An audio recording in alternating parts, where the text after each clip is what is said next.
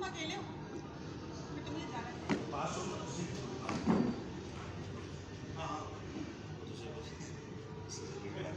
क्या बात है? वो बात ये करनी है कि मैं कब से ये सोच रहा हूँ कि बहन रानी की शादी करने के बाद ना हम अपना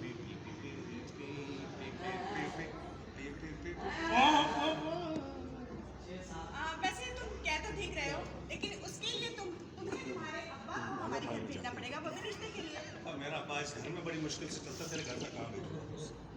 चल अगर तुम तेरी ख्वाहिश है तो मैं भेज भी दूंगा अपने अब्बा को, वो अपने अब्बा को राजी कर दूंगा। सच्ची? हाँ। अच्छा हमें लगे। अच्छा बात सुन, क्या? अरे निकली बात सुन।